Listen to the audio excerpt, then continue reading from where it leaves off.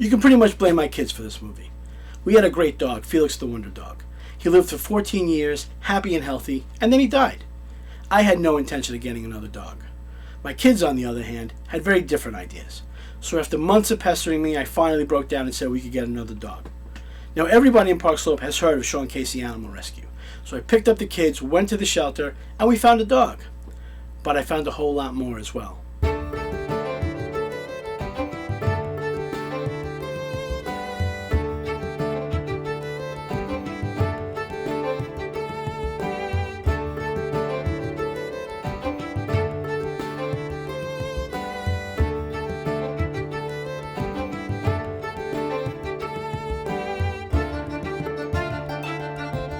You know how much they care, and I really can't imagine the neighborhood without him. The best thing about Sean Casey is that he's optimistic, he's not burned out, he still expects the best from people in terms of adopting. When it comes to pets, and especially those stray pets that are in need of recuperation, of assistance in terms of their health, homeless, that he's the man. Not only from the public that resides here, but also from all parts of Brooklyn and beyond, including city officials that turn to him as well. Well, you know, Sean Casey is like a neighborhood resource. You drive by here every day. I live in the neighborhood, and it's just amazing how many people from the neighborhood come on out and help out. And it's always been special. And it's a great place for young people and for teenagers to be, and everyone who's interested or feels compassion about animals can find a place here. Sean Casey. Sean Casey. Sean Casey. Sean Casey. Sean Casey. Sean Casey Animal Rescue. Welcome to my world. Sean Casey Animal Rescue is a no-kill shelter located in Brooklyn, New York. We take in dogs, cats, as well as all kinds of other animals. Lots of different exotics, reptiles, birds, fish, alligators, wildlife. You name it, we've seen it. Just about everything comes through the door at one point or another. Besides being a shelter, we also kind of double almost as a community center. You know, this is a great place for, you know, kids and adults, people from all walks of life come to interact with the animals and visit here. We work with a lot of schools for kids that are at high risk of not getting a high school diploma. We bring them in, we get them job skills, we keep them motivated so that they finish school. You know, so we really do a lot. You'll see people from all walks of life sitting out in front of this place, sitting on the bench. You'll see a 70-year-old woman talking to a 18-year-old kid with tattoos and piercings coming out of his face. People who would never have a conversation on a day-to-day basis are meeting and interacting, and it really makes for an interesting melting pot here. So besides helping the animals, we also do as much as we can to help the people of this community and the city as a whole, and especially the kids. So this is the house I grew up in. This is where my mother still lives today, and it's actually kind of where I got my start. Growing up in this house, my mother always rescued stray cats in the street. I started on my own, just getting any kittens I could and getting them neutered and finding them homes and clearing up ringworm and all of that. And then eventually trapping the adult cats and neutering them and putting them back. And the problem resolved itself after many years. But then people started asking me to do it on other blocks with other animals, so I did. And Sean, after he was about 5 years old, I guess, when he started coming with me on a lot of these ventures. And as I got older and things got more difficult, Sean was the one who could jump the fence and get the kitten and do those kind of things for me. So he got really experienced with it. But it didn't end there with Sean. He started rescuing everything that was in view. Somebody had a reptile that they didn't want. One time he jumped out a window on Ocean Parkway to catch some lady's iguana in a tree. I thought he was going to fall to the ground. He scared the heart out of me. But he got the iguana. The lady didn't even say thank you, by the way. But anyway, he's always been doing these things. I guess a lot of it had to do with his early training.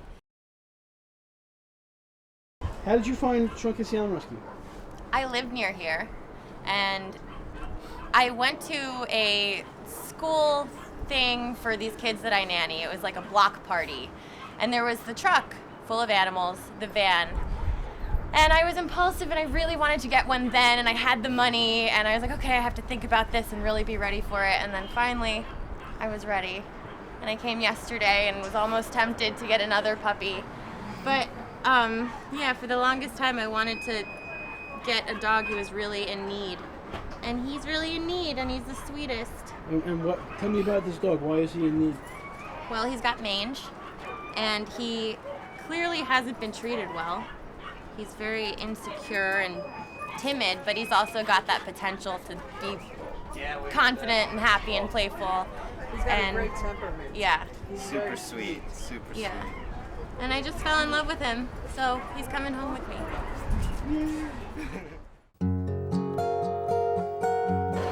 So when we did only the exotics, I used to do most of the rescues out of my house, and we did a lot of adoptions there.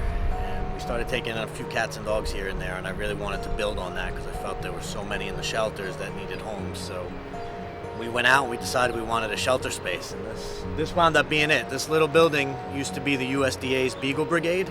It's where they used to house their sniffing dogs. They moved to a different part of the airport and a better facility, and that's when we took it over. The building had been empty for a couple of years, and it wound up being a perfect place for the dogs. There was a lot of space for them to run and play. They could make as much noise as they wanted. There was no one out here to hear them. It was a great place for the animals. It was a terrible place for adopters. It was almost impossible to find, very, very hard for people to really do much of anything with adoption. So at night, I would actually bring home any animals that had visitation appointments. So every night, I'd load my car with 6, 7, 8 dogs from here, drive home with them, hopefully get them all adopted, because anybody who didn't, I'd have to drive all the way back out here to Queens to put them back in the shelter overnight. So a lot of things about this place I loved and I miss, and a lot of things I don't think I'll ever miss, like the commute and the back and forth 3 times a day. It was tough. But the fact that we had the big yard and we could let all the dogs run around, and the indoor-outdoor cages, all that kind of stuff was pretty cool. And you know, I do have a lot of fond memories of this place, and it hasn't been rented since we left, so maybe it'll come back up again as a shelter for somebody else at some point. The main reason that I left this space was partly it was because I knew we needed a bigger space. We needed a more accessible space to the public, but we also had a Port Authority sergeant that was really giving us a hard time after September 11th. He was using 9/11 as an excuse to really make our lives miserable. He was putting up barricades so I couldn't go up my own driveway. He was causing all kinds of really bad problems for us, constantly trying to ticket me, threatening to tow my car. It was basically a daily fight with this guy. So it got to a point where it just wasn't worth it anymore, and we needed the new location anyway.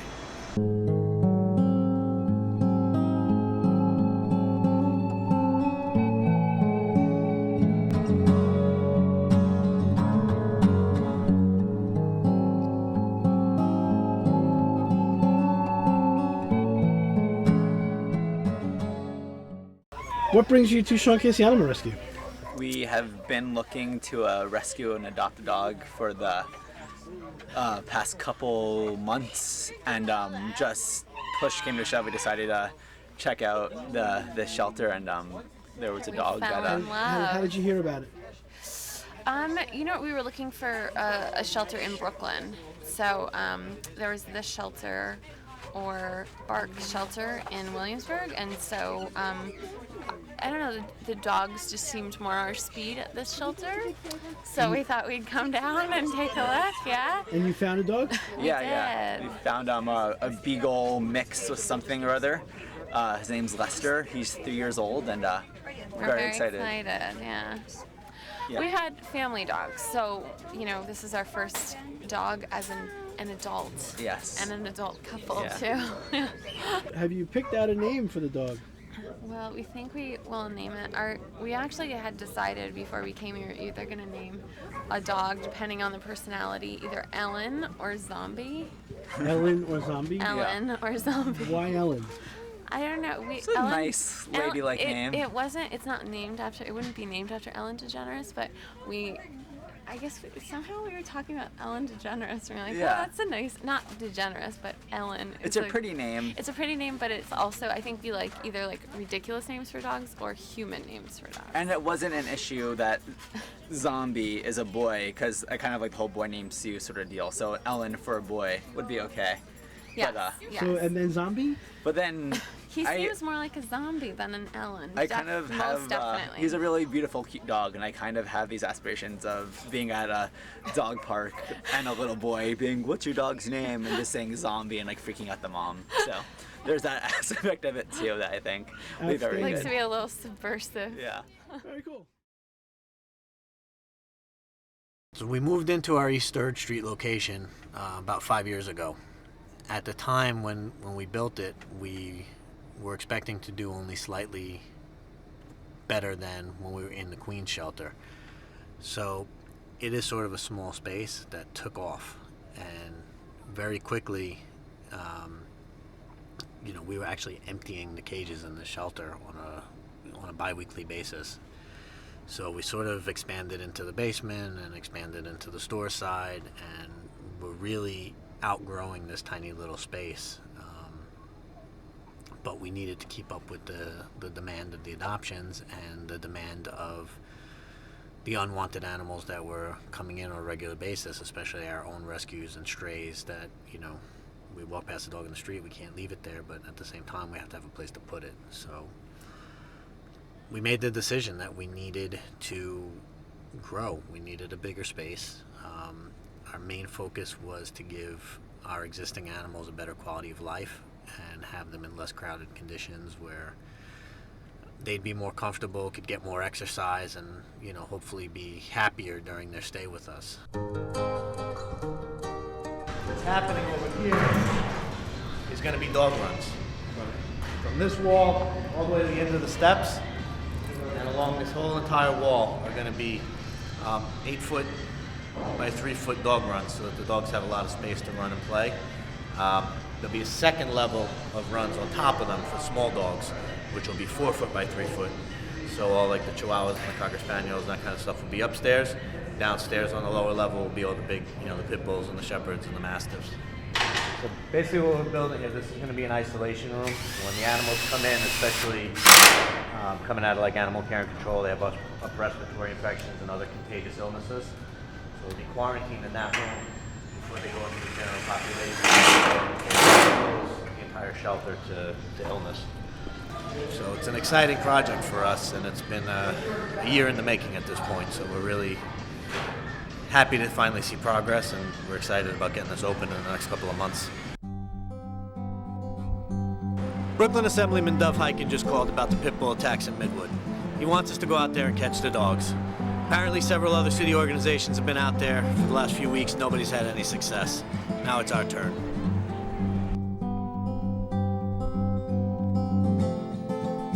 I told him we'd only get involved if he promised to tone down the anti-pit bull rhetoric. It wasn't helping anybody. And to my surprise, he agreed.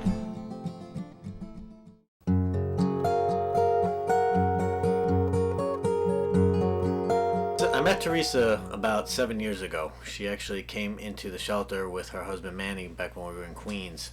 She was looking to adopt a bird. So they adopted a parrot from us, which unfortunately didn't really work out so good. The parrot was a major screamer, and her landlord just wasn't having it.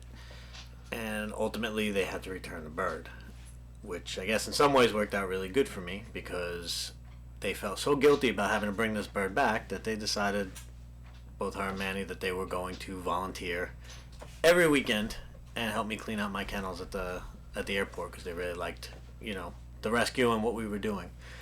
So for the next year or so, Teresa and Manny would come out every Saturday, and they would help me scrub down the vet port and clean the dogs and wash the kennels. And they both worked really, really hard at no pay. And eventually, as the rescue started to grow, I knew I needed staff, and she was actually my first hire. I started out as a volunteer back when we were in JFK in the cargo area, and I started out coming in on the weekends to help clean the cages and take care of the animals, walking and socializing and cleaning up after them. I met Sean when I adopted a bird from him, and unfortunately, due to the bird's noise level and my landlord's complaints, I had to bring the bird back. And I was really disappointed, but Sean was really nice about it. And we started talking about the shelter and his work. And we were standing outside the shelter at JFK. And I could see inside the door some cages, and Sean invited me in to visit with the animals to see what everything was all about. And I said I couldn't go inside because I would want to take all the animals home. I just felt so bad for them, and I had never been in a shelter before. So Sean said to me, you can't take all the animals home, but what you can do is you can go inside for a little while, talk to them, smile at them, and make that part of their day better. And although I didn't go in that same night, I went home and I thought about it, and I came back the next weekend, and I've been here ever since. And it really made a lot of sense to me because these animals are waiting. They're safe, they're in a no-kill shelter, but they are waiting for their forever homes, and it is a bit challenging to give everyone the amount of attention that they deserve. So we do rely on volunteers to come in and help us out with that. And I really enjoyed it. I came in, I was happy to clean, and I could take the dogs for walks and socialize with the cats. And then right after that, I started helping out with the emails when the database was up and running. You know, we got that taken care of, and we just took off from there. So we've been growing ever since.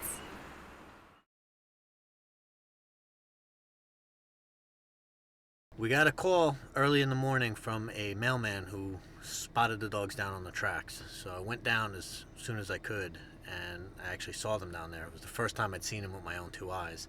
They were at a distance, but I decided I needed to make an attempt. So I went down to see just, you know, how they were going to react. Were they going to be aggressive? Were they going to run away? You know, they seemed pretty nervous. They ran and they hid in a bush and just kind of sat there very still. I approached the bush very slowly. The brown one at that time came out, growled, charged at me a little bit. While she was doing that, the black one took off running. They ran up to the street level. I ran up right behind them, and it was like instantly they disappeared. Where we were standing, there was only a couple of places they could go. One was right to the street. I went out there. There were cars parked. Nobody saw them go that way. The other was into the construction zone, or they could have gone into the hole under the house. So to be safe, I put a big board in front of the hole to the house in case they were in there, figuring I'd be able to lock them in while I checked the construction zone. On the construction site, there was no signs of them. I spoke to the workers. They didn't see the dogs either. So I felt pretty confident that they were in that hole. I put some real heavy pieces of marble in front of the wood to make sure it stayed. And I immediately headed back to the shelter to get some backup because it wasn't safe to go in that hole by myself and try to pull them out. So if they were both in there and they were cornered, I'm sure they'd be pretty aggressive. So I needed the team. What made you come to Sean Casey Animal Rescue today? I live nearby. I live in Sunset Park, and my parents live in Windsor Terrace. I grew up in Windsor Terrace, so I wanted to go to a local shelter, and this is a place to go, pretty much. Yeah. And you're adopting a cat today? I am, yes. And tell me about the cat that you're adopting. His name is Josh. He's 2. He's gray, and I've always loved gray cats. And he's a little shy, but he's very playful and sweet, and I think he'll be a good friend. And you know the history of the cat?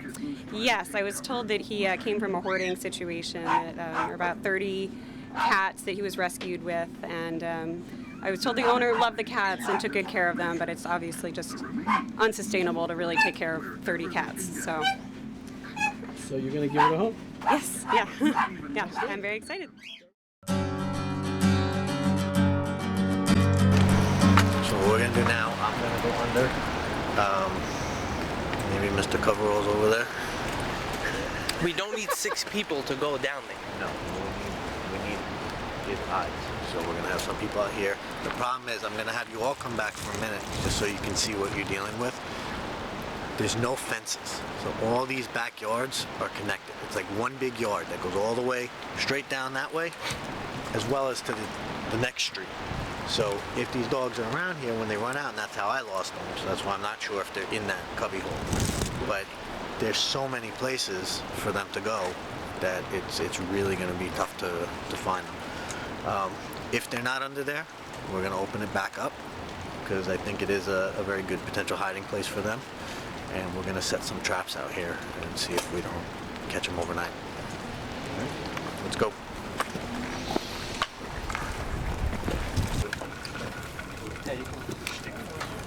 Somebody keep a hand on this, okay? Somebody keep a hand on the wood. They're right there? No. Oh. So there's nothing right here. Oh.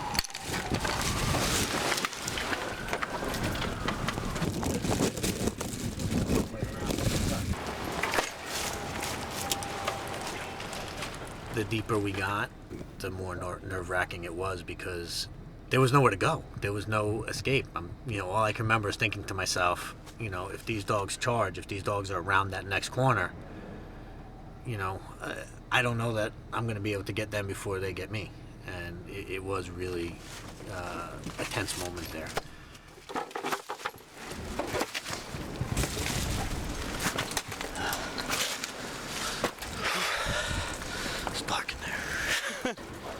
Seriously, don't let it slam on me, but I am going to test it. I will. No, it's bent. It's on something. I got to straighten out the bottom.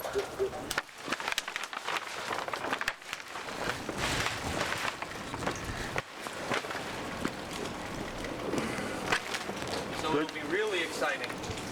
You won't know if something's in it until you walk up to it. But it's also good because it keeps the general public from noticing it and seeing it and sticking fingers in it. This spot is ground zero for these dogs. Every time I've gotten a call from these dogs, they mysteriously disappear right here. So they're using this hole in the fence to come up and down. They know this spot. And like I said, they can get through all these yards, zigzag, so it's a great escape route and they know it. So this is their spot. Everybody who's been attacked, they follow the dogs and they lose them right here. And I did it the opposite way and I lost them right here. So this is where they feel secure. So we got a call about a parrot that was loose in Owl's Head Park. Apparently it had been there for several weeks, and we decided to go out and see what we could do to try to catch it. Basically what we have going for us is that we are learning its routines. So the people said every day about 4 o'clock he's here. Now I know he's on 68th Street, a couple houses down from where we almost got him the other night, every morning between 7 and 8. The guy said he actually comes down on his porch and he's eating food that he leaves out for him. Supposedly, the guy was actually able to pet his head the other day, but was too nervous to make a grab at him. So, having the bird trust him will probably be a good thing for us if we can't get him this way. Maybe he can get him to come down at some point and we'll be able to make a grab. Things like this usually will take a few tries. We'll fail a few times before we get him, but I'm confident that he's been here this long and that he's really got down to a routine, and I'm very confident we'll be able to get him in the next couple of days. I was wrong. So what we're waiting on right now is either for him to come down for the seed that we left, or for him to fly over into the park where he's going to hunker down for the night. So unfortunately all those little birds that we saw a couple minutes ago are gone. I'm hoping they come back because they'll be quicker to go down for the food, and if he sees them go down, he sure as shit is going to come down and eat. We'll see. Now it's just a waiting game. I was really, really wrong.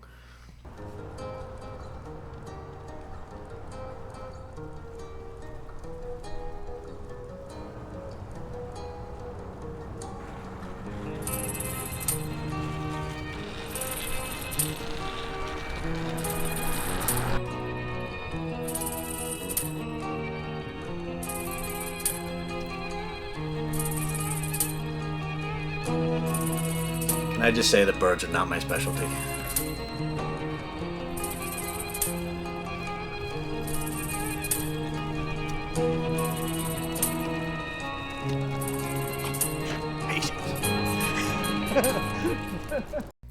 We got a call about possibly sick or injured duck in the Botanic Gardens in Brooklyn, so we made an attempt at that one too.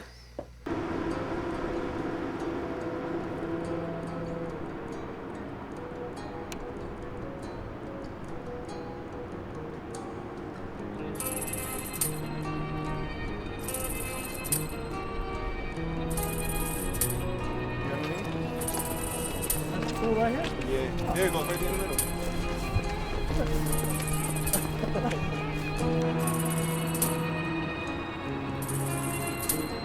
The duck wasn't as sick as we thought he was going to be. He was actually moving pretty well and kind of going from side to side in the pond. And I realized with the equipment I had, there was no chance we were getting this duck.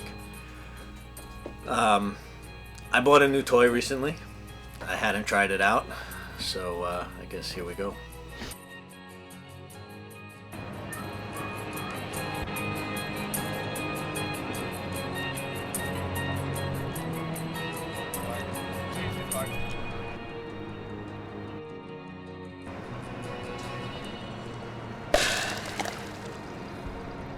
Missed it.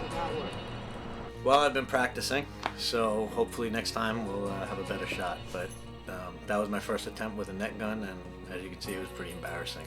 Hopefully we'll get them next time. Birds are tough. They can fly. I mean, they're one of the hardest things to get your hands on.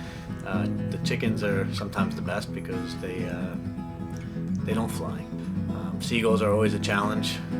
Even with a broken wing and a broken leg, you can see they can put up a hell of a fight, and they deliver a nice little bite. So it's nice to catch them once in a while.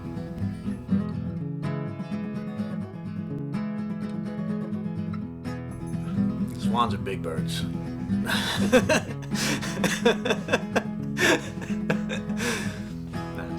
Swans are actually surprisingly one of the easier birds to catch because they don't usually fly. They can be pretty intimidating. They have a nice hiss and a good reach, but luckily they're kind of big and heavy bodied, so they're a little bit easier to catch than some parrots I know.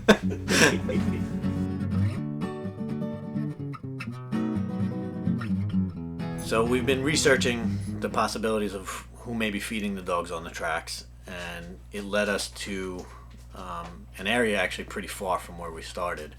But the local track workers had said they see the two dogs on a regular basis over by this overpass, and that they believed the homeless people there were feeding them. So we went out to check it out.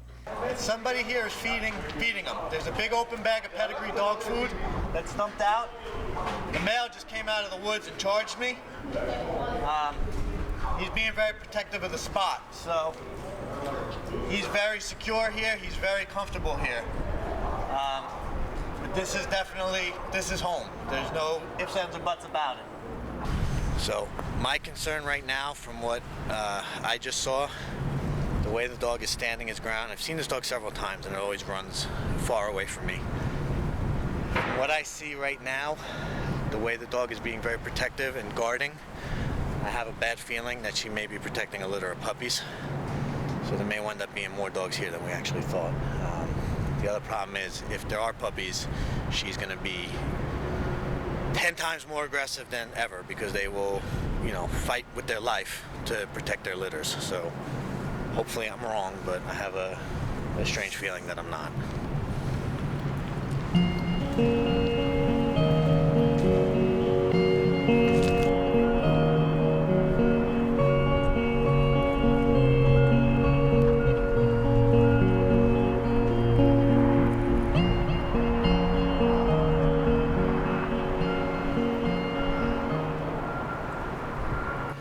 At the bottom of the hill, there's a pile of garbage, like a mountain of garbage.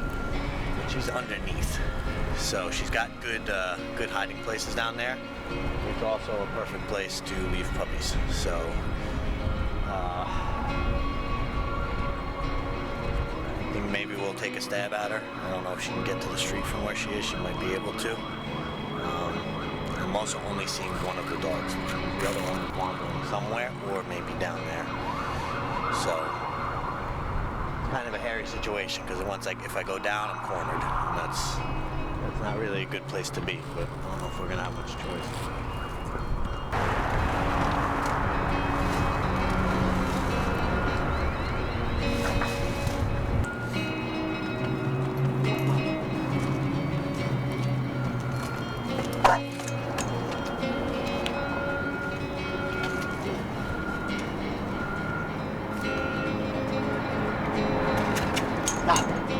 Come on. Come on out. Come on. Get your ass out. Come on.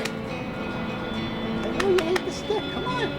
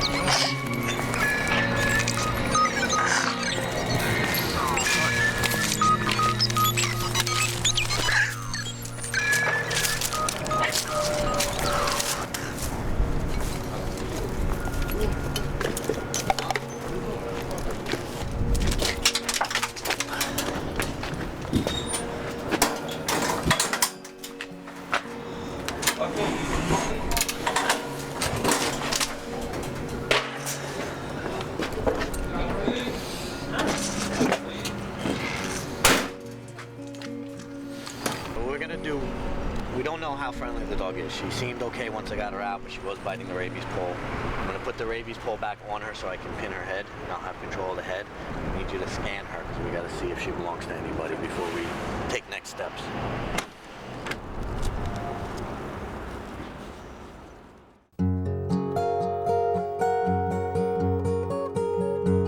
Valerie started with us when she was about 15 years old. She came to the shelter as a volunteer and started walking dogs. She really seemed to love just being around. She was excellent with the animals, and over time I thought, you know, she kind of grew up with us, and I thought it would be a nice thing to give her a job and have her really grow with the rescue.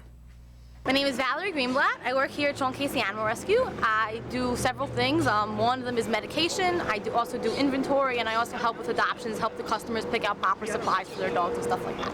I was here total about, almost since Sean opened, about 4 years. My first year I was mainly volunteering, and then I got hired and started. So technically I was working here for about 3 years. I don't have any history working with animals, but I have had animals my whole life, so I was very familiar with nasty dogs and nasty cats and everything before I came here. We could have a slow day where I try to do some medication, clean up the store and help some regular customers, or we can have a day where there's like 10 adoptions and we gotta check over applications and help them with supplies, and then inventory, we get orders like every day, so yeah.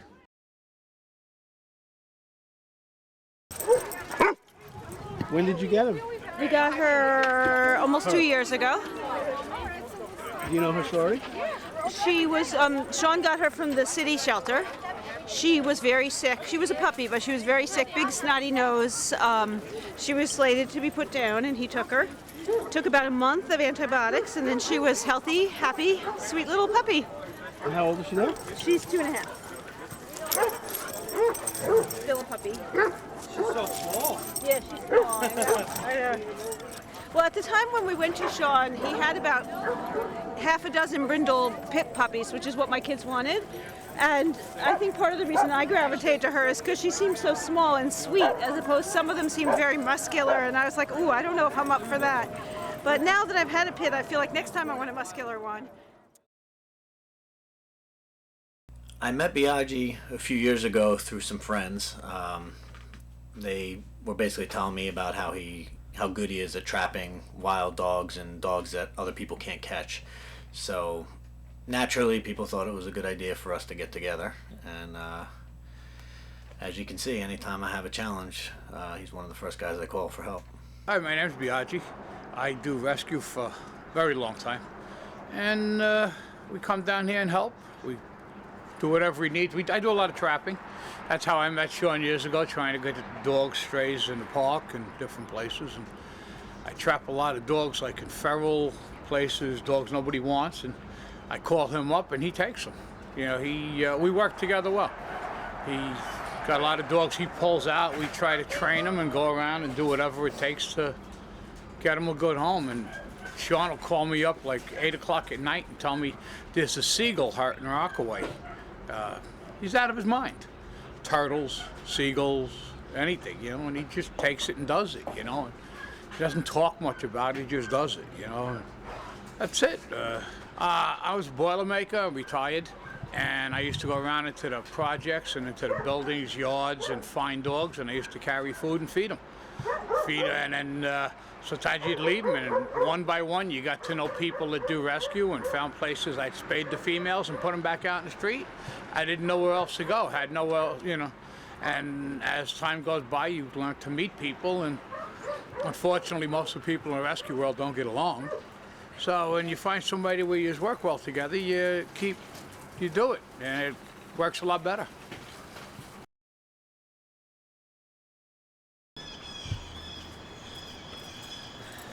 All right, so we're gonna check the traps again.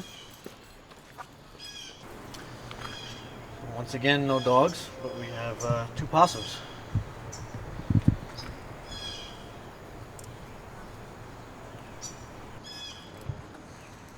So we gotta let these guys out. Obviously, there's nothing we're gonna do with them. They're wildlife, so they belong here. You know, this has been the common problem. One day we got 2 cats. Tuesday we got 2 raccoons. Wednesday we have 2 possums. So tomorrow 2 dogs, we hope. But these guys are pretty cool. I don't know, a lot of people are really scared of possums, so I know the neighbors would love us to get rid of them, but I don't think it's fair. They belong here. They were here before we were.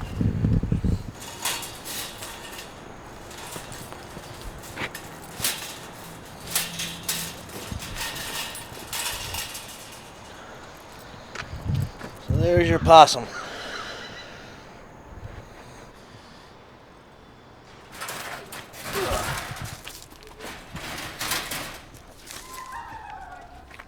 Want him?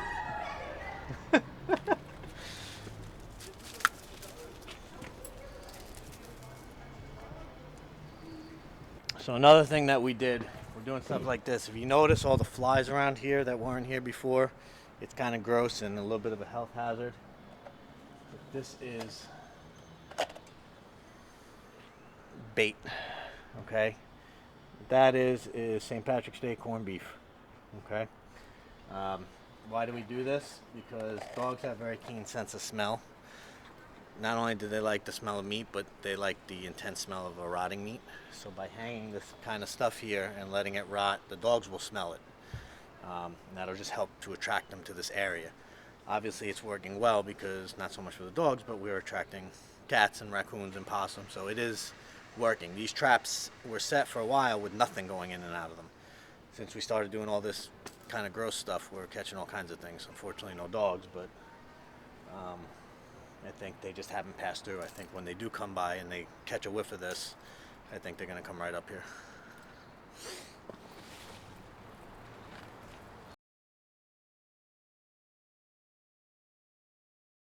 So we get a call from Lucas over at Pet Haven about a fish pond in one of his pet sitting clients' backyards. Turns out the people are going to renovate the yard. They no longer want the pond. He says, we go scoop out the fish. It's no big deal. It's a tiny little pond. It'll take a few minutes. My God, was he wrong. Now I always say things are going to be easy.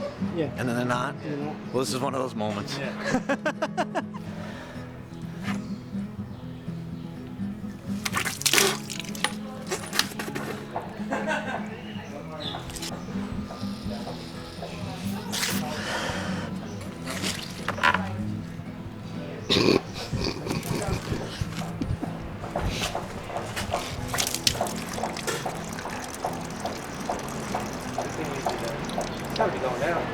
Is it elevated somewhere?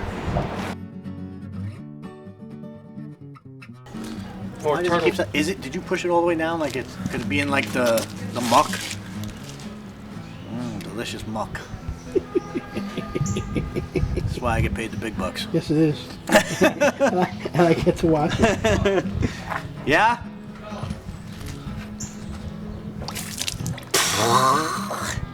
That went deep.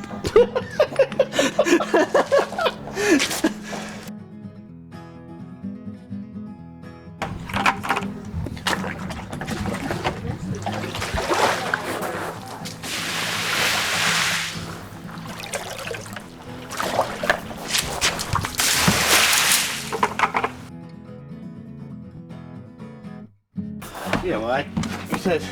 You said small pond. This is not so small. Well, maybe he meant not wide. I thought this was one of those plastic commercial ponds. Not one. My first catch of the day.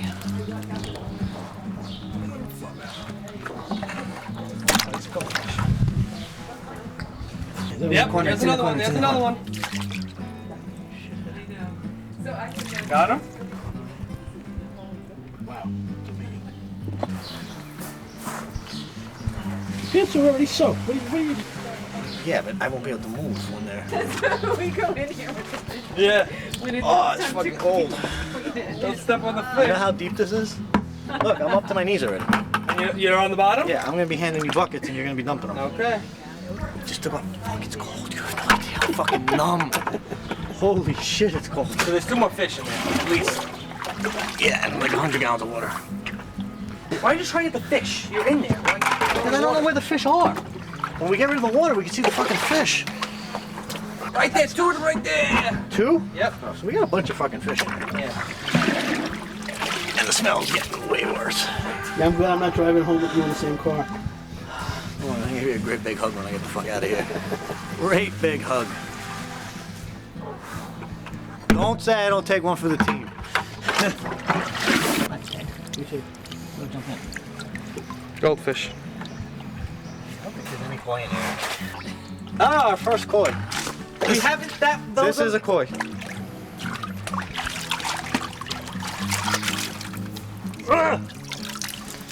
Get the thing out of his mouth. Pull the thing out of his mouth. You getting this one or you're not getting Like that. Oh yeah, yeah. Squeeze. Yeah, just squeeze. There you go. All right. Teresa, what do you want? Sean's up to his knees in a pond. Oh, it's cold. Yeah. You just soaked your sneakers, by the way.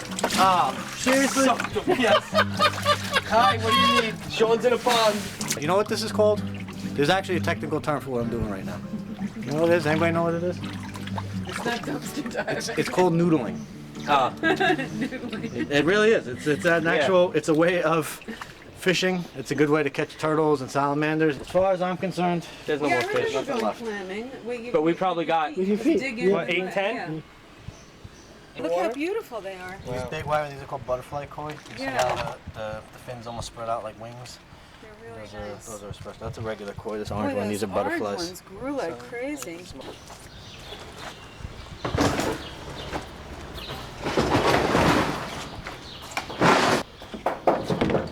Hey, Huck Finn. Who's speaking? You folks came all the way from Jersey to adopt a puppy from Sean Casey Animal Rescue. Yes, we did. And how did you find out about Sean Casey Animal Rescue? Actually, through Pet Finder. We were putting in the type of dog that we were looking for and, you know, the age, and came right up and had a wide array of different types of dogs. And we fell in love with her as soon as we saw her, so we called right away. And have you had pets before? Yes, I have. I had a dog. I lost her about 3 years ago, so now I'm ready for a new one. I'm ready for the new pup. And are you aware of the rescue and what they do here? Of course, yeah. I love the fact that it's a no-kill shelter. It's amazing what they do, and I definitely wish that more shelters were that way. Great. And what are you going to name the dog? Kova. And do we know why? No idea. I just liked it. Because it sounded cool. Because it sounded cool. That's about it. Strong name.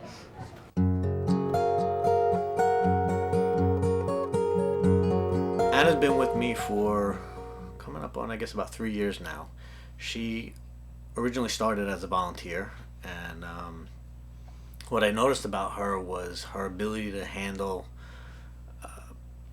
the crazy animals, the aggressive animals, the animals everybody else was scared of. And honestly, I saw a little bit of myself in her, and I said, this is somebody I need on my team. This is somebody that can do things that other people can't, and that's why we brought her on. I've always been involved with animals. When I was a little kid, I remember, I don't know, I might have been like 7 years old or something like that. We went upstate and we found the baby bird with my family, and we took it home and we raised it, and then we let it back out. But like when I was a little older, we brought home a pigeon that was hurt. and we kept it at the house until it got better. Then we let it out, and it came back to the house whenever the weather was bad. So that was pretty cute. So my parents, I guess, got me involved. There's always been animals around me as long as I can remember. And then I found out about the barn, so I came here and I started working here. And then I found a couple of injured birds, and people referred me to Sean's. And that's how I found him and got involved with him.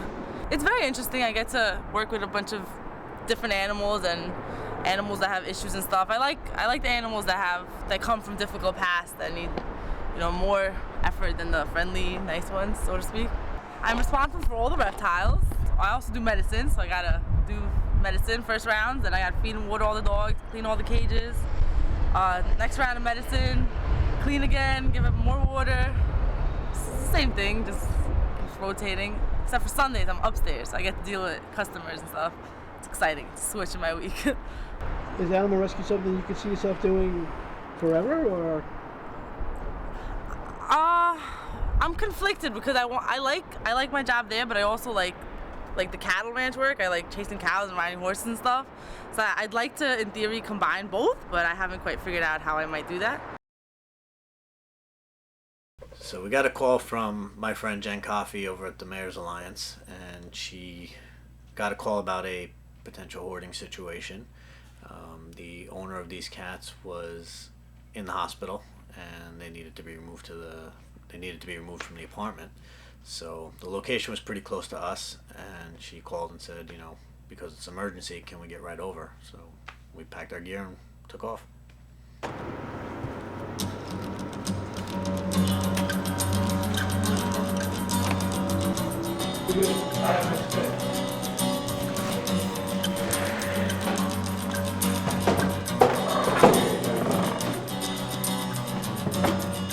Don't open any doors.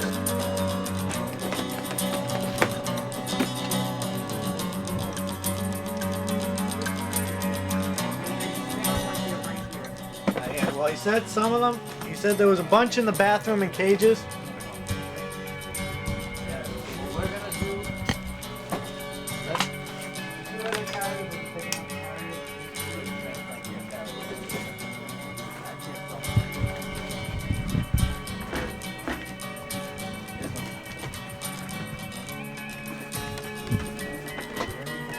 These are not secure, and I'm afraid, as I'm carrying them out, the cats might get loose.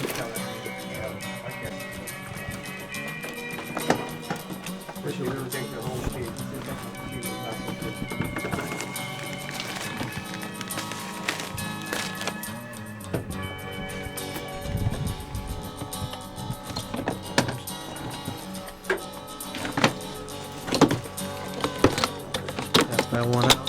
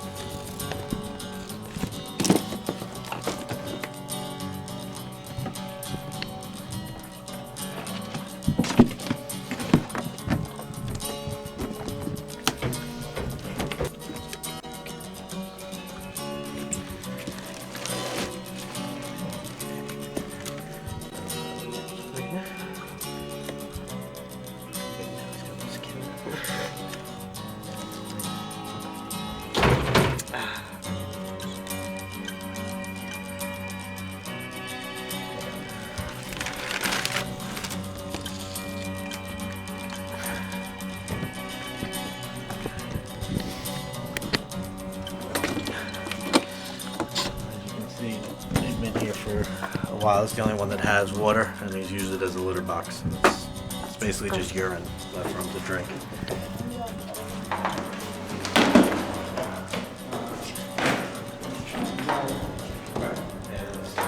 Hold that one from the bottom, Scott. Yeah, just put it up there. All right, definitely.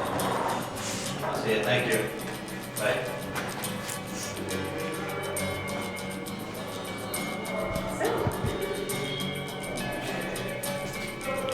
That's it. Everybody ready? Can you take this candle? Yeah. Thank you. Cheers. Yes.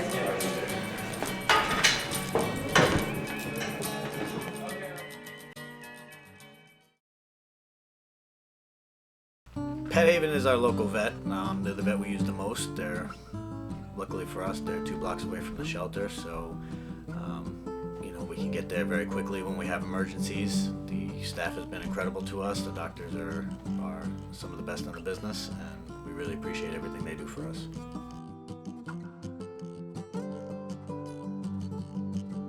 I'm Jill Crusoe, veterinarian at Pet Haven Animal Hospital. I've been working with Sean Casey now for about 3 or 4 years. And he brings us most of his animals for spay, neuter, when they're sick, and various other surgeries. He brings us at least 10 plus animals a day. Most of the time it's 7 days a week. So for about 3 or 4 years, so thousands. Sometimes they're coming in just because he, trapped a cat and, he's trying to get a spayed and neutered. Majority of the time they're coming in really bad shape. He just found, an emaciated dog, and maybe it weighs 15 pounds when it's supposed to weigh 45 pounds. They have really bad upper respiratory tract infections, or their legs are broken. He gets them from hoarders' houses. That's pretty big. He gets a lot of animals from hoarders. So there have been many times where he's brought in 25 cats, 120 rats. He has made a huge difference with stray cats in the neighborhood. He has gotten spaying and neutering down to a science where there are people that go to him first and say, this is my animal, what's wrong with it? And then he'll say, no, you gotta take it to the vet. He's a staple in the community. One time a client, he was standing at our desk, and a client heard me refer to him as Sean, and she said, are you Sean Casey? Oh my God, you're famous. And he's just known for that around here. He does an amazing thing for the community. He brings the community together and makes them want to take care of their animals and want to help him, because he helps everybody any time of day. When he comes walking in, I'm like, why do you look so tired? Oh, 12 o'clock at night he was, running through the park trying to catch a wild dog, and he has a better reputation than, you'd rather call him than call Animal Care and Control, because if you bring them to him, the animals are going to be taken care of. Whereas people aren't so sure about the shelters, they might just get put to sleep. And he gives pit bulls a great reputation. So he's not one of those rescues that are like, oh, we don't want pit bulls. He has tons of pit bulls, and pit bulls are probably the best dogs out there. So he knows reptiles. So when I have a client come in that has something with a reptile, I send them to Sean, because I know Sean's gonna give him the stuff that's appropriate.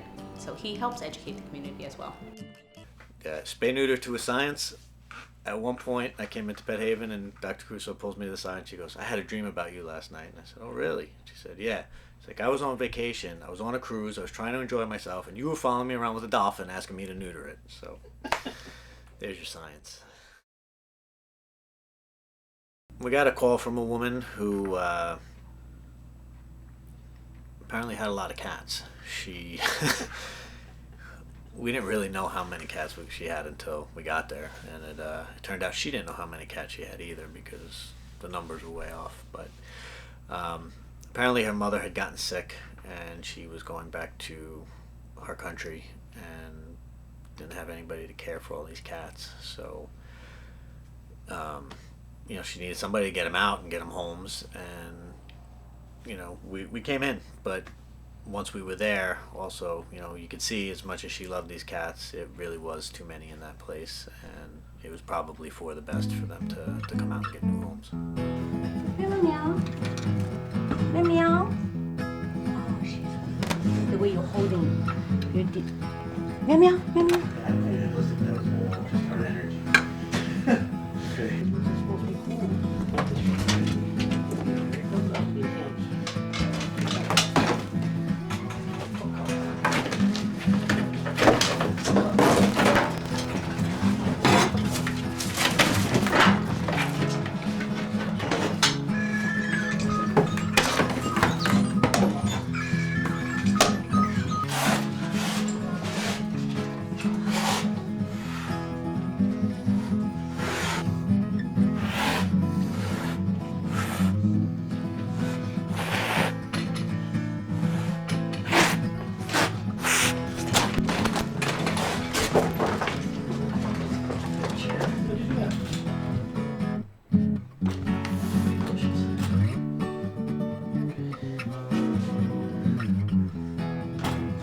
So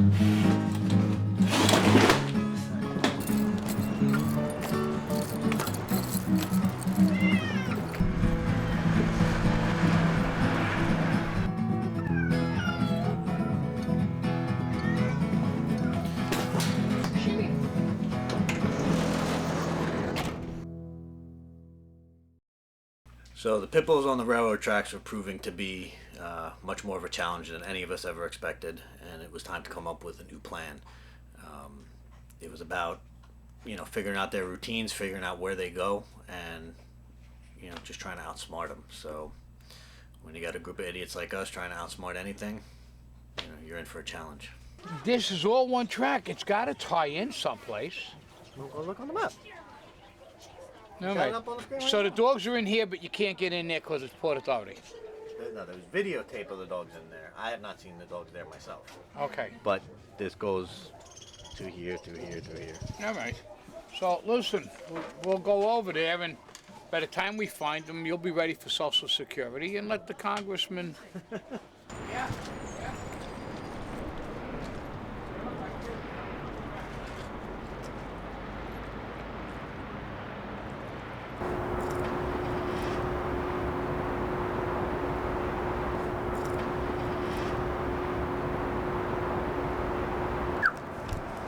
Use the doorbell, don't knock. Hello. Hello.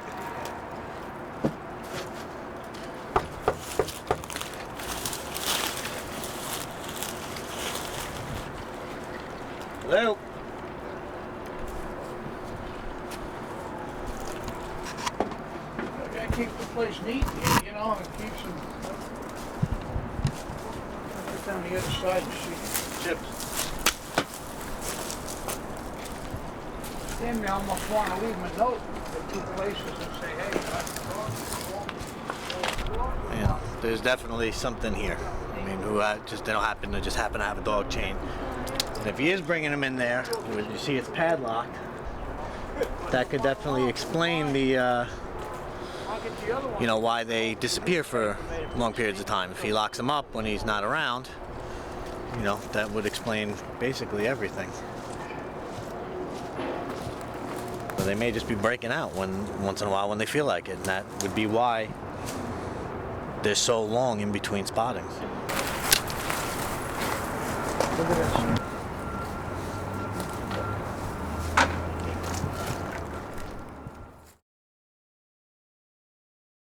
So we got the dog over to Pet Haven to get checked out, and by this time she's really calmed down, and she's not barking or growling or being anything but super, super sweet, and it's making me start to think we have the wrong dog. The two, I saw them once about 2 weeks ago. I did catch a dog on the tracks that was similar to one of the two that I saw, but it's not acting aggressive in any way, shape, or form. I've even taken it around small dogs, and I was actually scared of him when the little dogs barked at me, put his tail between his legs and ran away. So I'm not confident that it's, it could be. It's definitely one of the two dogs I saw on East 8th. The problem is with these tracks is there's multiple dogs down there, I'll be honest with you. There's not just two. We're going to get them off the street, that I promise you. I don't know how long it's going to take, but we're going to keep doing it until we get them, okay? You got it.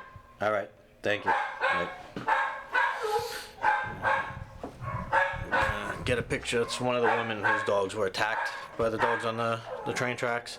So she's going to send me a picture of the dog that was tranquilized on Avenue L last night. But it goes back to the whole thing about IDing which dogs are the right dogs. She witnessed it. Her dog was attacked. She was there. She saw the dogs, and she can't ID this dog one way or the other as being the dog that bit hers. So that's what's going to make this challenging. With the amount of dogs and the signs that we're seeing down there, there's probably multiple dogs, and they could very easily, be confused about who we get. So we have to evaluate each one case by case as we get them. How did you guys find Sean Casey? Funny thing is, our apartment is right next door to I don't know, what would you call that place? On 39th? On Like 39th where they, Street, yeah. Okay. and a guy was walking the dog, and we were both off, and we were looking, you know, for dogs, and we see this guy walking the dog, and I'm like, Robbie, his name is Robbie, we always hear like dogs barking in the neighborhood, and I'm like, where the hell is that coming from? So it turns out right next door, you guys, you know, are right there. So then they told us about this location, and we came out here to just, you know, take a look and see what you guys have. And we found this guy. And we found Kayla. Cutest thing. Yeah. Cool. So what do you think? I love her. As you can see, we've made a lot of progress since the last time we were here. The floors are finally down, which is our last step before being able to install the cages. So I'm pretty excited about that. Cages will be here in about 2 weeks. This is going to be the quarantine room. So when animals first come in, they're going to be put into here, where they're going to get any medical treatment they need before they're released into the general population. The next room is going to be the examination room. We're hopefully going to have some volunteer vets that are going to be coming in and doing exams and vaccinations and things like that in this room. And then this will be our kennel area.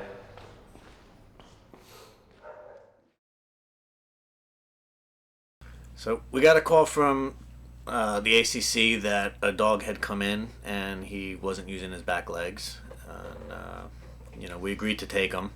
These kind of cases always concern me because they tend to be large money pits.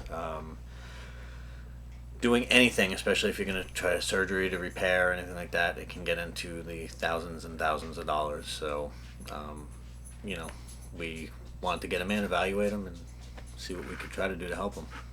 So Timmy was surrendered by his owners to Animal Care and Control because he lost feeling in his back legs. He couldn't walk anymore, and they really didn't have enough money to spend to try to treat him or do anything for him.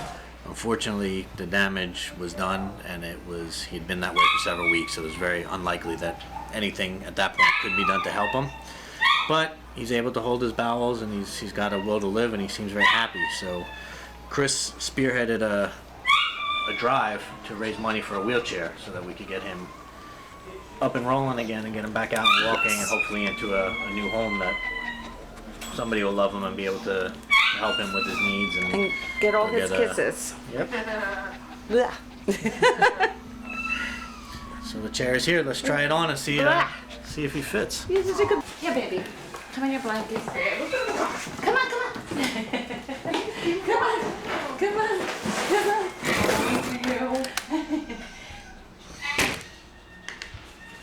Wow, cute. Look at it. They did the stirrup so he could take his feet out. Right. So they go here. Excellent. They go back. Excellent, excellent. Okay. You can put a small 1 foot here, 1 foot here. Oh.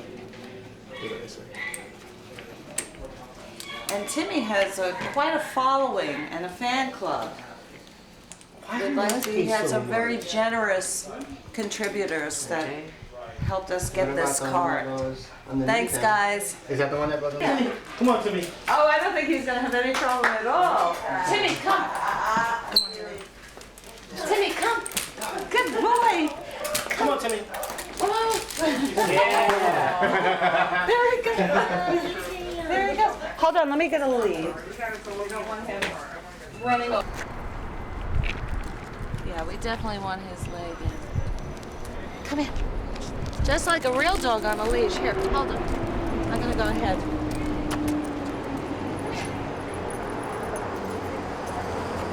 Timmy, Timmy! Go, Timmy, go. Timmy, come.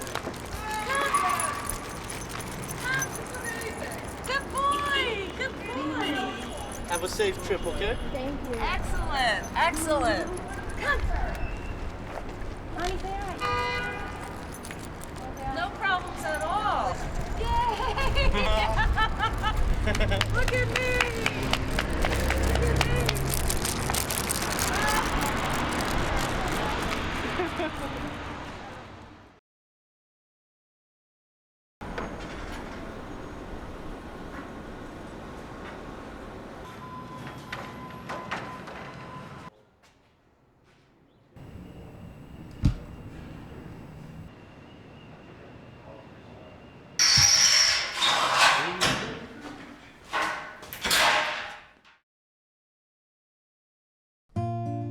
So this is John. John came into us yesterday. He was found laying behind a parked car in Brooklyn. Somebody brought him into Animal Care and Control in New York City, and they immediately rushed him over to us for treatment. He was in really bad shape. He still is, but he's had some really good improvements overnight. A lot of things that make us hopeful that he's gonna do better. When he first came in, the question was, you know, is there anything we can do to help this dog, or should we put him to sleep? But he's just shown this amazing will to live. Today he's actually eaten some food on his own. His blood work just came back, and it's, all things considered, not very bad. His organs are all in good shape. We were afraid of organ failure, but that doesn't appear to be the case right now. He's trying to sit up a little bit today. He's definitely got more energy. He's a little bit cleaner. I'm hopeful. He's far from out of the woods, but I'm really hopeful he's going to make a full recovery and make a great pet for somebody.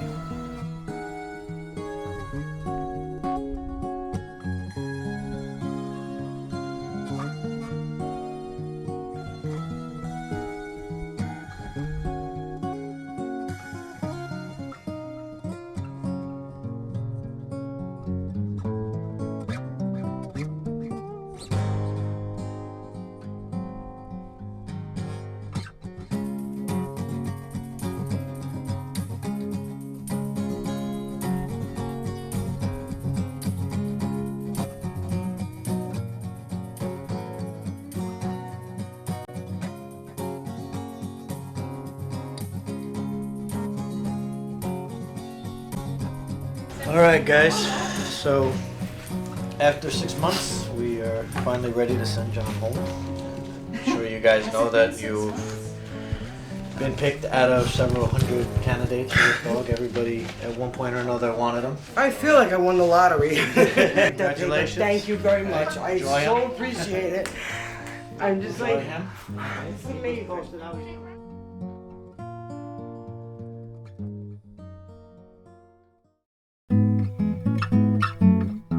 The Halloween Block Party is an event that we hold every year. It helps to bring all of our former adopters and the local community together, sort of in a celebration and a thank you from us for all their support and everything that they do for us every year. A great time is had by all. A lot of local politicians, the borough president, Marty Markowitz, pretty much show up every year. They make speeches, we have live music, we have all kinds of things for kids to do.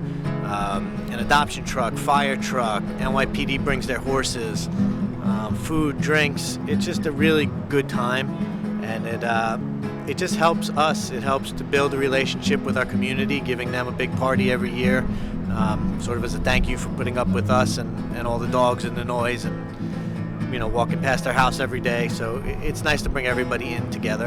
And it's also great to see so many of our adopters, so many animals that went home, some of them 4, 5, 6 years ago, still coming to the party.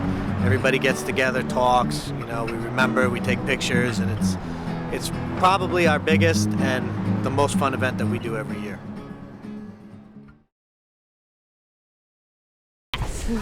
What made you come to Sean Casey Animal Rescue? Well, one of our good friends recently adopted a pet from here, and it's pretty close to where we live, so.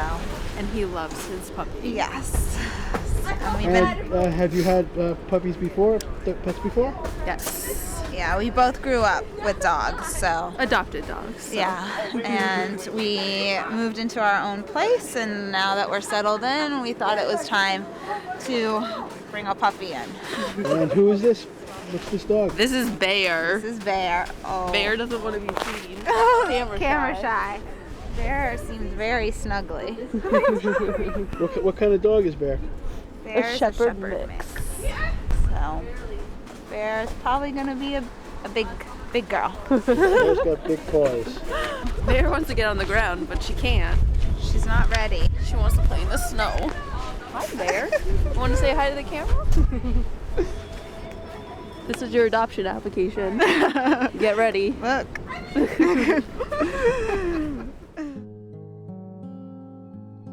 So we're in Prospect Park right now. We've been getting a lot of calls on the ghost dog lately. Apparently he's injured.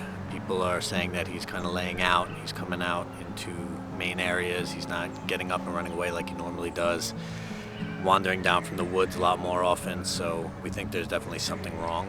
Unfortunately, we're also getting a lot of really bad calls where people see him and assume he's vicious and aggressive, and that's bringing a lot of negative attention to him, so I think it's going to be time for us to bring him in.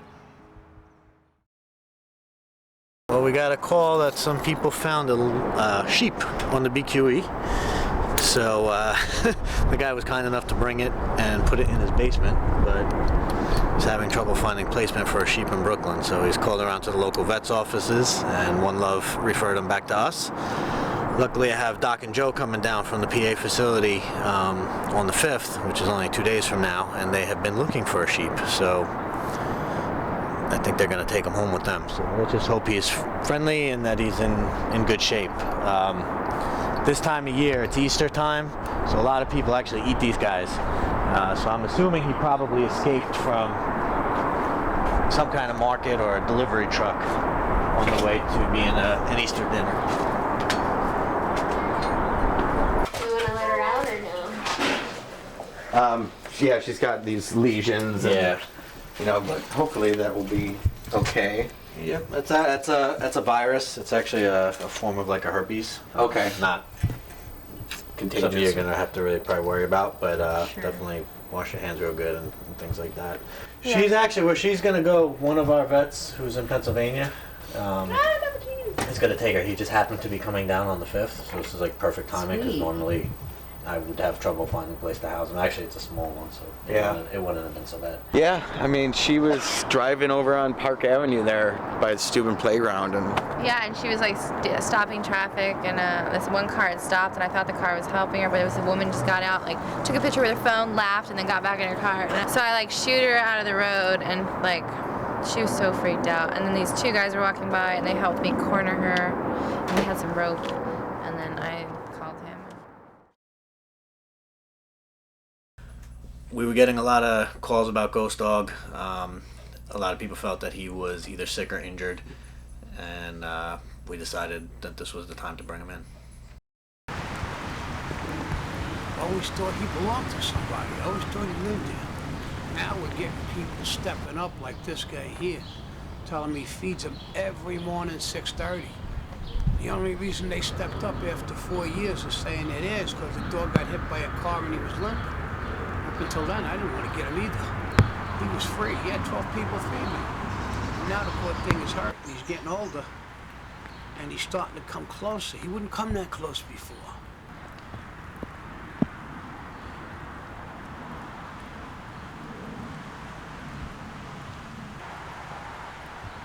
So now, with Joe there, this guy's gonna start feeding my Joe. And this dog ain't gonna like it. He's gonna want some of the food too, so he's gonna throw caution away because he's gonna read my dog. So now, look, see, the guy's sitting there, and now he's feeding my dog. The other dog don't like it. He keeps wiggling in. I need that dog to come to me.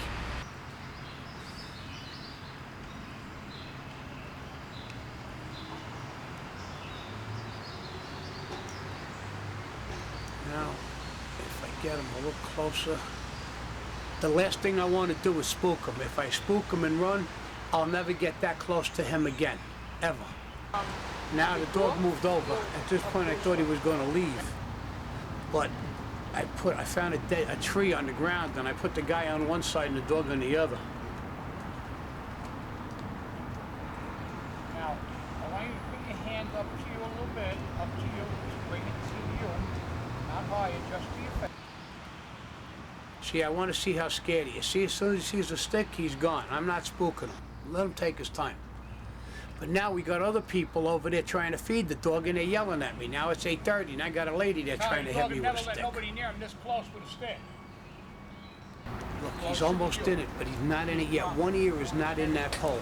He's got one ear on the outside, and if I close it, I don't have him yet. He's got to come in one more half a step. I'm 3 inches away. Got him. I got him. I got him. Stay away. Stay away. Get Joe out of the way. Let him choke. I got him. No, let him go. Grab Joe. Let him go. Just get Joe. Get out of the way. Get out of the way. Get the guy out. Get everybody out of the way. Everybody back up this way. Get out of the way. Come on, dude. Get out of the way. Scott, go get the van. Tighten him up. Tighten him up. Get out of the way. Get out of the way. Keep him in there. No. I can't hold him. Sean, back away. Back away, Sean. Get away from me. Get on the other side. Oh, we got him twisted. Doesn't matter. Just straight up. Good. Got him. Okay. I never thought I'd ever be able to touch the ghost dog. He actually let me pet him. He didn't growl, nothing. I mean, he's not going to be happy when we have to put the pole back on him, but... When he comes... Stay there, baby. Good boy. You got him? Yep. Okay. Come on, baby. Come on. Okay, big guy. Hold on a second. Hold on. Hold on. Hold on. Okay. This is insane. Yeah, sure. The fact that we're sitting here doing this is crazy. I mean, he came around real fast. But it proves he was definitely, I mean, he was somebody's dog. He was somebody's dog. But that's the feeling. Now he knows that. And you can never tell, no matter what people tell you about if a dog is feral, until you put a rope on him.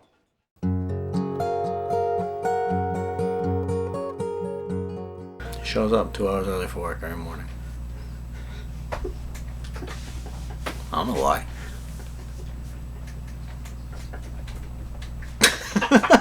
Scott is the newest member of our team. Has a lot of experience in the animal industry. You know, he expressed a lot of interest and he had in working with us. Always looking for something to do, never sitting around, and definitely thought he'd make a good addition to the team.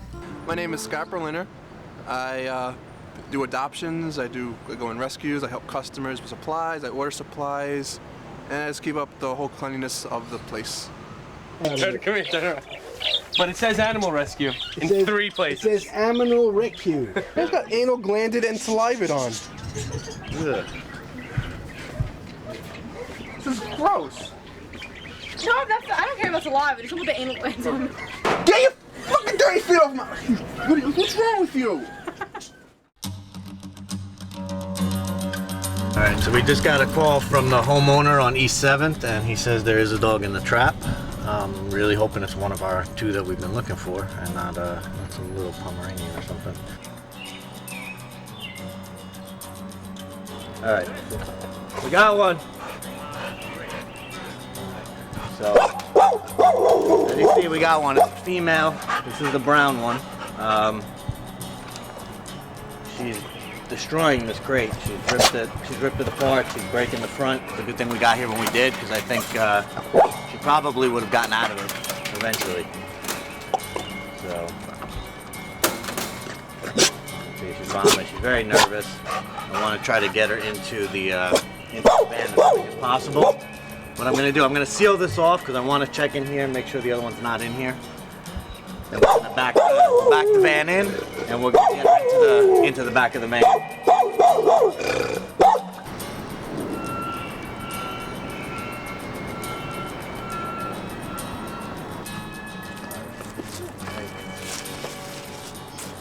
Okay.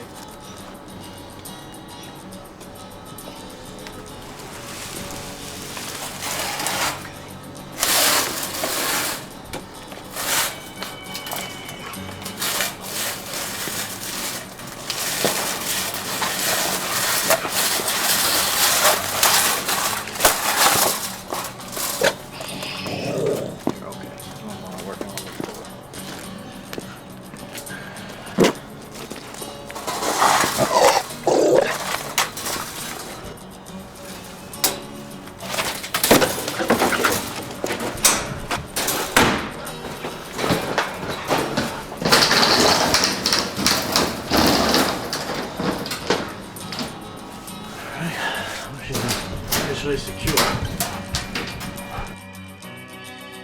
Come in here. Hey, girl. Okay. Come on, girl. Come on, girl. Okay, good girl. Good girl.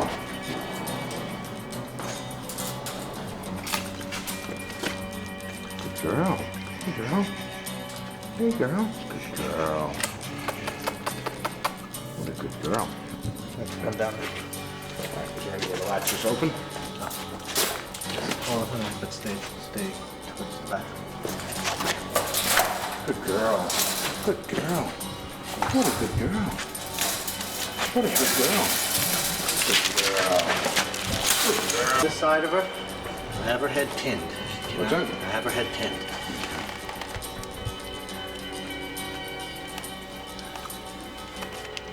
Good girl. Grab the other one, the blue one. Try it with the blue one, and then we're putting her in the cage. Okay. Good girl.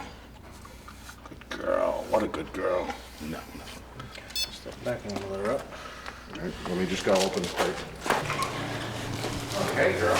Good girl. Good girl. Good girl. Good girl.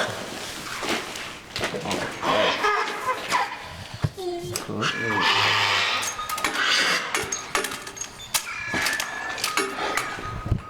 girl. Okay. Good girl.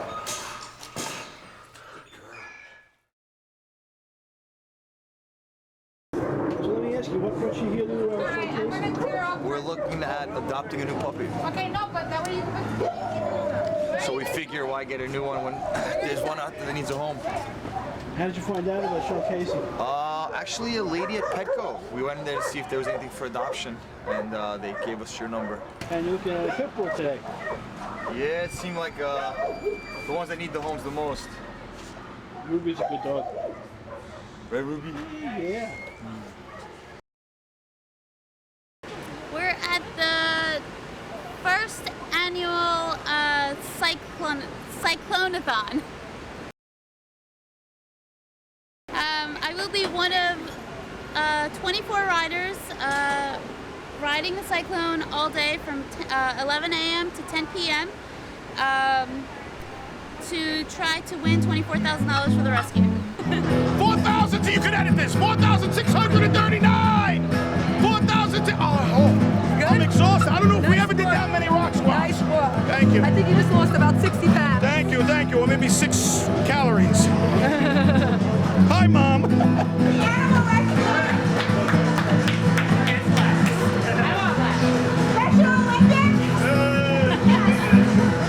guys wanted it. You got it.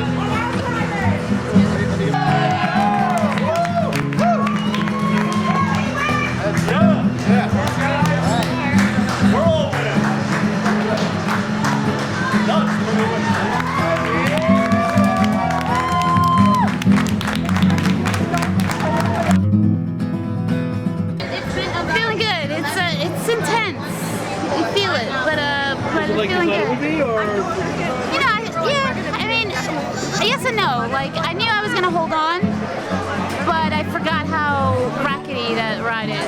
So it's okay. Like, I'm feeling it. I'm sure I can keep going. I can keep holding on. I'm just kind of shocked that more of the other riders haven't come off, because we're going on 62 now, I think, and everybody's still on. So I don't know. We'll see.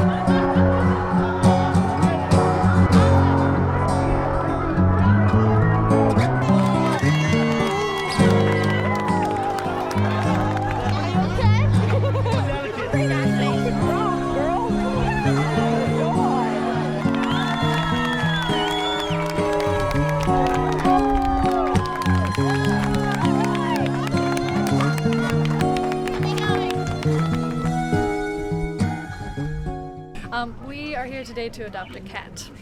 And what made you come to Sean Casey? Some friends of ours who live in the neighborhood told us about the dog walking program and then recommended that we come here. And then we actually came a few months ago to look at cats, but weren't ready to make the jump yet. So which cat are you adopting? We're adopting this guy right here. Dylan, or maybe. Yeah. Oh. Yes. So cute. I know. Hi, sweetie. Yes. So he's gonna come home with us. Have you guys had pets before? I grew up with pets my whole life, but haven't had one for a while. And you had one? Yeah, I had a cat growing up and some guinea pigs. Yes. Yeah. And goldfish. I had a lot of goldfish. They never lasted that long, and then I had one goldfish, and it lived for so long, but then we moved for a year, and I had to give it to my friend, and I didn't get it back when I came back. But it lived for so long. It was the longest living goldfish. It lived for like 4 or 5 years, and it got all flowy. But anyways. Nice. Good. Do you guys know about the rescue here and what they do? I mean, I don't know a lot of specific information. I know that they rescue animals. I know it's a no-kill shelter, and that's great. So. And it seems like they're successful at getting their cats up for adoption because we were here a month ago. Yeah, just about. And they're all new cats. Yeah, so that's really encouraging to see that people are coming here and adopting a lot. I think just while we were standing here, we were looking at a cat over there, and she was adopted while we were just talking. So it's good to see people coming in. I'm thanking you on behalf of the entire community. You know, when the story came out and started getting attention on TV, etc., you know, so many people came forward. And I remember it was a Friday. There was this woman who called who I knew. She was afraid to go outside of her house. She was literally afraid to go out. People who lived in that area along the tracks, you know, very much afraid. So let me ask you. There were 2 dogs we were talking about at the beginning of the story. One of those is now caught. Right. One of them. The other one is still loose. Yeah. So we thought originally we had the right one. We didn't, but it was a dog off the tracks that was harassing the workers. We came back. We kept going. Then we started to see the other 2. So we learned their routines. We started following them, figuring out what times of day they're How in did you different get into places. this? That's what I want to know. It was an accident. I mean, it's just I've always had animals. We just love doing it, and so for us, it's just a passion. So Let me ask you a question since I have you. The whole question of pit bulls, having pit bulls in the city of New York, in Brooklyn, in any pit bull, why? Pit bulls, you know, there's a lot of stereotype. You gotta understand. Pit bulls, and I'm a pit bull owner myself. I love the breed. They are excellent dogs. It's all how you train them. Excellent dogs for what? Companions. Really? I mean, they were the original. They used to call them nanny dogs. In the 90s, they suddenly got this bad reputation. They were the American dog since the 20s. Really? Are pit bulls by nature more aggressive? No? It's all in how they're trained and how they're raised. When you go to the negative side of a pit bull, you look at the fighting aspect. A lot of people use them as fighting dogs. Now, the reason they were always used for fighting dogs was because true pit bulls that were well trained, not that I, agree with fighting dogs. The reason they would use them is because if 2 German Shepherds get into a fight and you try to break it up, you're going to get bit. Pit bulls don't turn on their owners. Generally speaking, if they're well raised and they're trained properly. So they would use these guys for fighting because they could go into the middle of the fight and separate them without fear of getting bit. Are you saying a pit bull generally, with an owner in the street, is no more aggressive to a civilian than other type of dogs? Yes. What the problem? Here's where the problem is. That's interesting to me. It's not the breed. It's not. The dog is not aggressive because it's a pit bull.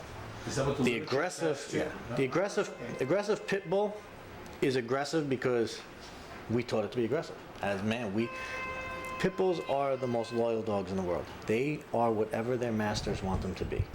If you want your pit bull to be a killer, it's going to be a killer. If you want it to be a mush, it's going to be a mush. But in that, what I noticed with these dogs is the first time I chased them, I would start chasing them. The brown one would turn around, bark and growl at me, and I would charge right back at him. And when I did that, he'd turn around and run. And that's the difference. A truly aggressive dog wouldn't have turned around and ran. He would have come and bit me. There's nothing stopping that dog from biting me. It didn't want to bite me. It was trying to say, I'm big and scary, go away, leave me alone. I said, no, I'm not leaving you alone. He said, oh, well, then I better get out of here. And that's the people of the community are safe walking the street. If they're walking a dog, that's where the difference comes in. Are you pretty confident, at least in this area, that when you get this dog, that might be it for the time being? Or that's going to be it for now.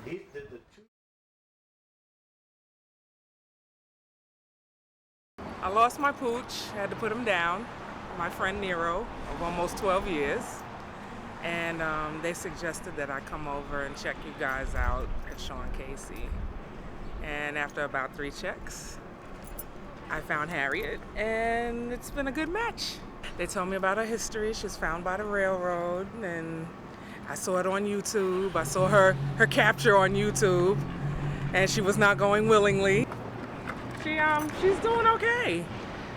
She's getting home. She's happy. She's got her pillows all over the house. She's got 1 upstairs, 2 down in the living room, and her tug toy, and so far so good.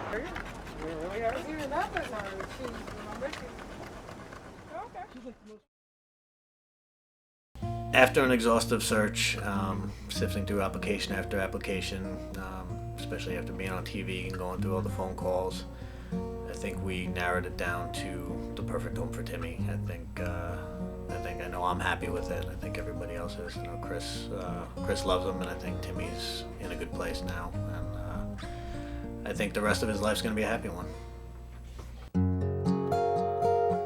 So as you can see, he's making a lot of progress. He's definitely better in the building in the kennels than he is out on the street. In the kennels, he actually walks pretty well on the leash. He's very confident. He'll sit with you in the garage area. When he gets outside, he gets nervous. You can see he's shaking, he's trembling. The good thing is, though, that he's not trying to get away. He's not trying to pull or run or not be part of this. He's kind of hanging out, looking around, doesn't really know what to make of everything. But I think, a few more weeks of socialization and starting to get him out here in the real world and just being around everything. That's why he's not ready for adoption quite yet. I want to know that when we take him out, that he's going to be good on the leash and he's going to be comfortable and he's going to be confident. If I handed him to an adopter right now and he started to, get really spooked and try to go through the leash or buck and pull and fight, I don't know that they'd be able to handle that. And if he were to get away from somebody, we'd be right back where we started. So, slowly we're making a lot of progress, and I think in the next few weeks, once his knee surgery's finished and we get him out here a little bit more, I think he's going to be finally ready to go to a good home. Now that 39th Street is finished, we're getting ready to open up to the public, and I think it's really going to be an amazing place. I think it's going to be a great continuation to the Windsor Terrace facility. I really hope the people at 39th Street are going to be as supportive, and we're going to bring that community on board. We're hopefully going to use this as a great way to grow, give our animals better quality of life, and continue on to our next project.